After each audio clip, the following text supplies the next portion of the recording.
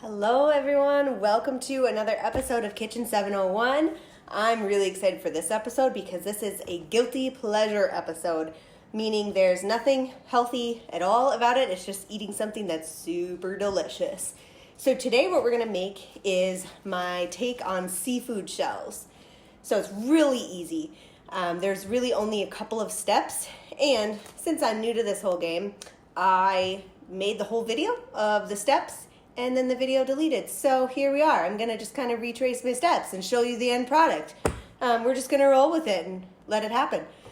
So what you need for this is a box of these jumbo shells. Now these are super fun because they really are jumbo. You make about half of the box, boil it to al dente, so about 12 minutes or so once you get a rolling boil. Chop up 2 stalks of the green onions. Now the person that I got this recipe from, they used red onions, which gives it a way different flavor. The green onions I really like because it just gives it that fresh flavor that I think it really needs, because you've got 8 ounces of cream cheese going in there, which is pretty decadent. And then you just need mock crab or imitation crab. I used about 8 ounces. I like to make mine very crabby. So if you don't want to have as much crab, if you want to make it kind of like the wontons and that kind of seafood salad that you get at Chinese restaurants and stuff, you wouldn't use as much crab. And then you just need salt, pepper, and my little take on this recipe that I do different is I put cayenne pepper. I don't put enough in there to make it spicy. I just put enough in there to really just amp up the flavor.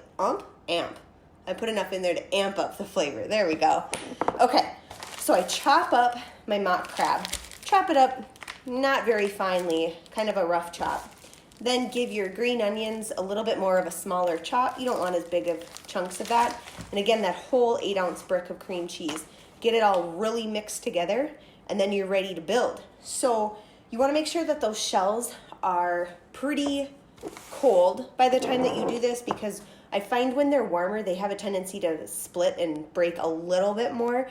You have to be a little fragile in assembling these shells, but not too bad. They're pretty rough and tough. So all you do is you just take your shells and scoop that seafood salad mix in there. It's so simple. A lot of people eat this cold. That's how most recipes I've seen have it be cold like this. But I have seen people eat it warm. I've tried it warm. I don't think it's as good.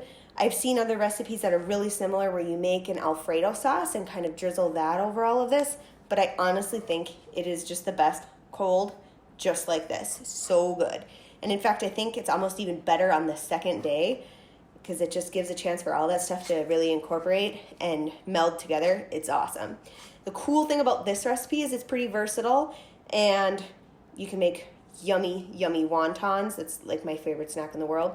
And then you can make a dip out of it too. So that's it. It's so simple. It's like really, I don't know why I haven't shown you this before. Well, I mean, I kind of know because this is my secret recipe.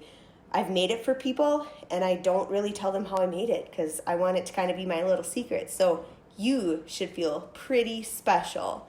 Despite my technical difficulties, you know how to do it, and now you're really lucky. You should consider yourself super lucky. All right, time for me to chow down.